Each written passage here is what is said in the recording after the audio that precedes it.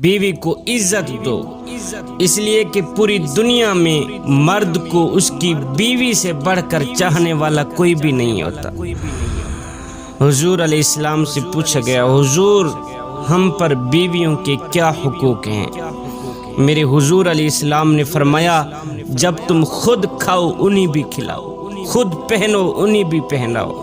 فرمایا میرے نبی نے کہ بیویوں کے چہرے پر مت مارا کرو اور انہیں برا بھلا بھی نہ کہا کرو، اور اگر کوئی ناراضگی کی بات ہو جائے تو انہیں گھر سے باہر مت نکالا کرو، دھکے دے کر حویلی سے باہر مت نکالا کرو۔ اللہ اکبر! ہمارے ہاں تو الٹی گنگا بہہ رہی ہے، ہم لاکھوں سنا دیں کوئی بات نہیں، اگر بیوی ایک بھی سنا دے تو فوراً ہماری زبان پر یہی جملہ گردش کرتا ہے کہ بکواس بند کر، اگر زیادہ بات کی تو پرچی ہاتھ میں پکڑا کر گیٹ سے باہر نکال دوں گا۔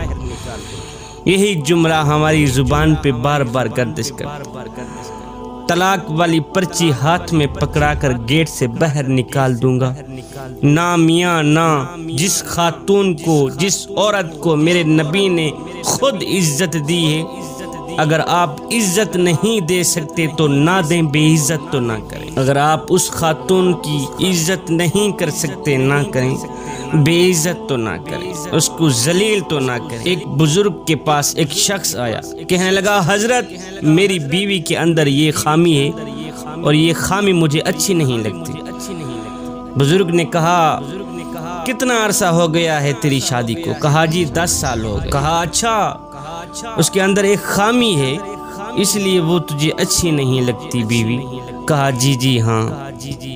بزرگ نے کہا، بھائی مجھے بتایا جائے کہ تیرے گھر سے باہر نکلنے کے بعد تیرے بچوں کی دیکھ بھال کون کرتی؟ اس نے کہا جی میری بیوی کرتی۔ اچھا تیری بیوی کرتی۔ کہا تیرے کپڑے کون دھوتی؟ کہا جی میری بیوی دھوتی۔ کہا تیرا جوتا پالش کون کرتی؟ کہا وہ بھی میری بیوی کرتی۔ کہا تیرے گھر کی صفائی ستھرائی، اللہ اکبر، تیرے گھر کے برتن کون مانجتی ہے؟ تیرا کھانا کون پکاتی ہے؟ کہا سب کچھ میری بیوی کرتی ہے۔ پھر بزرگ بولا کہ میاں افسوس کی بات ہے کہ اس کے اندر ہزاروں خوبیاں ہیں، اگر ایک کمزور سی خامی تیرے سامنے آ بھی گئی ہے تو اس کی ہزاروں خوبیوں پر پانی پھیرتے ہوئے تجھے شرم نہیں آتی؟ میرے کریم نبی نے فرمایا کہ اپنی بیویوں کو برا بھلا مت کہا کرو، نرمی سے عورت کی اصلاح کرو۔ اگر کوئی غلطی ہو بھی جاتی ہے، گھر میں 100 باتیں ہو جاتی ہیں، لڑائی جھگڑا ہو جاتا ہے، میرے حضور فرماتے ہیں نرمی سے اپنی بیوی کی اصلاح کیا کریں۔ عورت پسلی کی ہڈیوں کی طرح ہے، اگر تم اسے بالکل سیدھا کرنا چاہو گے تو تم اسے توڑ بیٹھو گے، یعنی جدائی کی نوبت آ پہنچے، طلاق کی نوبت آ پہنچے۔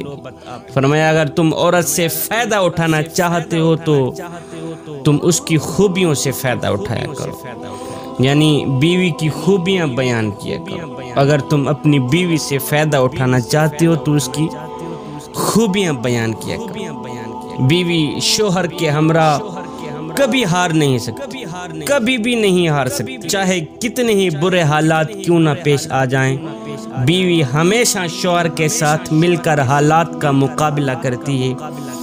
کبھی نہ ہارنے والی عورت کا ساتھ جب شوہر سے چھوٹ جاتا ہے تو عورت تھک کر بیٹھ جاتی ہے، جب شوہر کا ساتھ چھوٹ جاتا ہے تو پھر عورت ہار جاتی ہے۔ میرے حضور نے فرمایا عورت میں اگر ایک برائی ہے تو دوسری اچھائی بھی ہے، اسے دیکھ کر عورت کا حیا کر لیا کر۔ اچھائی کون سی ہے؟ فرمایا عورت شوہر کے ایمان کی حفاظت میں بہترین مددگار ہے۔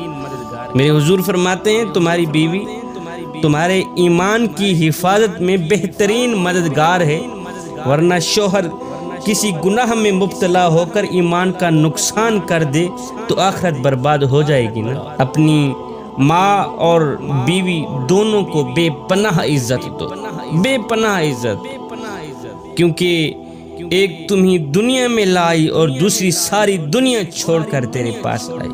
لہٰذا ان دونوں کو بے پناہ عزت دیا کرو۔